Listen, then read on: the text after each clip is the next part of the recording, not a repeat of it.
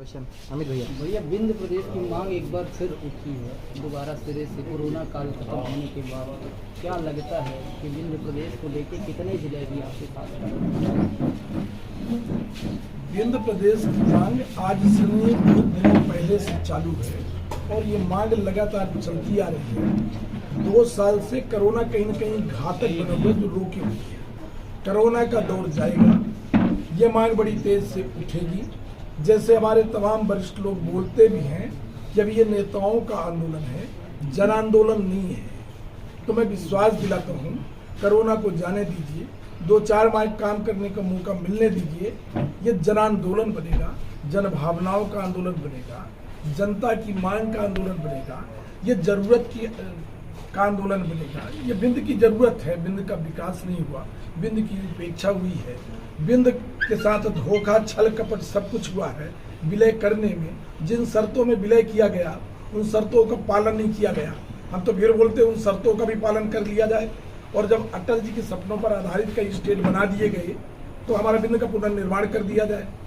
तो इन्हीं बातों को लेकर हम लगातार कोविड नियमों का पालन करते हुए, जो कोविड की परेशानियां हैं उनसे बचते हुए लगातार जागरूकता अभियान चलाए हुए हैं, इस काम में लगे हुए हैं। और हर हाल में जैसे में मौका मिलेगा हम पूरे विंध्य में और राजधानी भोपाल में बड़ी सभाएं करेंगे, लोगों को जागृत करेंगे और अपने विंध्य पुनर्निर्माण की नींव को मजबूत करेंगे। भैया, ये आपकी जो 5 सभाएं आगामी है सभाएं होंगी, इसको क्या माना जाए कि अगले 2023 का जो विधानसभा चुनाव है उस पर एक नई पार्टी दिखाई देगी क्या? कोई पार्टी का मामला नहीं है। मैं फिर आपके माध्यम से कहना चाहूंगा हमारे मुख्यमंत्री शिवराज जी से कि ये तो अटल जी की सोच थी कि छोटे राज्य बनेंगे, राज्य का विकास होगा। उसके आधार पर जो राज्य बने उनका विकास हुआ है। अभी नए स्टेट भी बनना है। तो विंध्य की नई मांग हम नहीं कर रहे, विंध्य के पुनर्निर्माण की बात कर रहे हैं। तो अटल जी के सपनों को पूरा करने के लिए हमारे सम्मानित देश के प्रधानमंत्री जी अवश्य पूरा करेंगे। विंध्य का पुनर्निर्माण होगा, कोई नई पार्टी का मामला नहीं है। पर बात यह है कि हमें विंध्य का पुनर्निर्माण कराना है। 23 के पहले करना पड़ेगा, 23 के पहले नहीं होगा तो ये लड़ाई आगे बढ़ेगी। पुनर्निर्माण की आहुति में आप अकेले हैं, विंध्य के नेताओं का साथ आपको नहीं मिल रहा है? सब लोग साथ में हैं। इस विंध्य के पुनर्निर्माण के 50 संगठन काम करते हैं, चाहे मुनीन तिवारी जी हों, कल हम लोग साथ में बैठ के आए हैं, चाहे हमारे सम्मानीय पांडे जी हों, चाहे भोपाल राजधानी में बैठे तमाम संगठन, सब लोग काम कर रहे हैं और संयुक्त मोर्चा के रूप में इसमें जिसको जहां मौका मिलता है वहां पर काम कर रहा है। और ये नेता साथ में हो या न हो, पूरे नेता एक साथ हैं। किसी के दिल से, विंध्य के किसी भी लीडर से, अंतरात्मा से कोई आवाज पे पूछे कि क्या विंध्य का चाहते हैं तो उनका रोम रोम बोलेगा कि विंध्य का पुनर्निर्माण होना चाहिए। ये जिससे नेता बनते हैं, जब वो लोग इस आंदोलन में शामिल हो जाएंगे, हमारी जो विंध्य का एक एक आदमी जब शामिल हो जाएगा तो अपने आप विंध्य का पुनर्निर्माण। कई ऐसे नेता हैं जिनका ये मानना है कि विंध्य प्रदेश की मांग पे जितने जिले होने चाहिए वो आने के लिए तैयार नहीं है विंध्य प्रदेश के। हम तो पुनर्निर्माण की बात कर रहे हैं ना, हम कहाँ बोल रहे हैं कौन आने को तैयार है कौन नहीं। यार किसी के आने ना आने से थोड़ी होता है। ये तमाम चीजें संविधान से चलती है। संविधान था कि हमारा विंध्य था। जब अब छोटे राज्य बन रहे हैं तो हमारा सुशील चंद्र वर्मा जी जब इसका विलय हुआ था तब बोले थे कि हिंदुस्तान में जब यदि कोई एक स्टेट भी बने तो सबसे पहला हक विंध्य प्रदेश के पुनर्निर्माण का है। तीनों बातों के आधार पर हमारा विंध्य बनना चाहिए, पुनर्निर्माण होना चाहिए। अपने से हम ये बोल दें यू आएगा वो नहीं आएगा, ये कोई बात नहीं। जब इसका परिसीमन होगा तो परिसीमन में अब देख समझ के किया जाता है कि जो पहले परिसीमन एक लाइन खींच दी जाती थी और परिसीमन हो जाता था, अब वो नियम नहीं है। टेक्निकल का दौर 21वीं सदी का दौर है। जब परिसीमन होगा तो देखा जाएगा किसको जोड़ दिया जाए, किसको काट दिया जाए।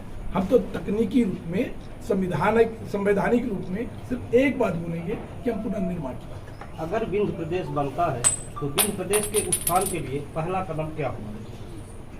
विंध्य को आत्मनिर्भर विंध्य बनाना, विंध्य को समृद्ध विंध्य बनाना, विंध्य में टूरिज्म डेवलप करना। टूरिज्म डेवलप हो जाएगा, विंध्य सबसे ज्यादा हिंदुस्तान के सबसे मजबूत स्टेट कहलाएगा।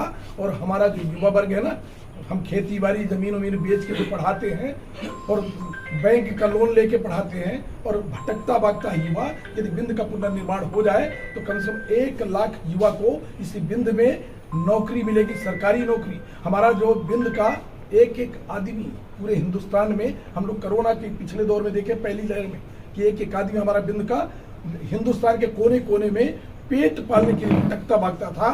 सिंगरौली, अकेले सिंगरौली में यदि बिंद के लोगों को काम मिल जाए तो बिंद का मजदूर कहीं बाहर भटकता नहीं भागेगा, इसी बिंद में काम मिलेगा। और ये बिंद आत्मनिर्भर बिंद, हमारा मजदूर, किसान, व्यापारी सब आत्मनिर्भर मजबूत बिंद का वारिसदार कहलाएगा। भैया सबसे बड़ी बात यह है कि सरकार आपकी है, सब कुछ आपका है, लेकिन बिजली जहाँ देखी जाए इतनी ज़्यादा है कि किसान मारा जा रहा है। बेचारे को घर में बिजली, करंट तो नहीं है, खंभे नहीं लगे, लेकिन बिजली के बिल थमा दिए जाते हैं। आखिर क्यों? परेशानी यदि है तो परेशानी हमें कहीं न कहीं किसी न किसी मंच के माध्यम से बताना पड़ेगा। बिजली की समस्या है, बिजली की समस्या से किसान परेशान है, हमारे लड़के बच्चे परेशान हैं, घर में रहने वाले बीमार हो रहे हैं, किसान खेती नहीं कर पा रहा, पानी की बरसात हुई नहीं है। तो इस पूरे बिंद में शहडोल और रीवा संभाग के एक एक जगह पर बिजली का आंदोलन 19 तारीख को कोविड नियमों का पालन करते हुए हम ज्ञापन सौंपेंगे। यदि बिजली नहीं तो बिल नहीं का नारा देकर इस आंदोलन को खड़ा करेंगे। यदि बिजली विभाग के अधिकारी नहीं, इसलिए कि बिजली विभाग के अधिकारी भी धंधा कर रहे हैं, व्यापार कर रहे हैं, कोई सेवा नहीं कर रहे हैं। तो धंधा व्यापार कर रहे हैं तो यदि पैसा लेते हैं तो उसके बदले उनको वो सुविधा देना पड़ेगा। वो सुविधा नहीं देंगे तो बिजली विभाग के अधिकारी ये सोच लें कि हम बिजली का बिल यहाँ देना बंद करा देंगे और कनेक्शन काटेंगे, तो हम कनेक्शन जुड़वाएंगे और उनसे लड़ेंगे। इसलिए कि हम पैसा इसी के लिए देते हैं, हमें खेती के टाइम पर बिजली मिलना चाहिए, पढ़ाई के टाइम पर बिजली मिल, और इन्हीं टाइम पर बिजली गोल हो। आपके पास केबल नहीं है, हवा चल जाए तो केबल टूटती है, आपके पास ट्रांसफार्मर नहीं है, आपके पास मीटर नहीं है, बिना मीटर के पैसे लेते हो।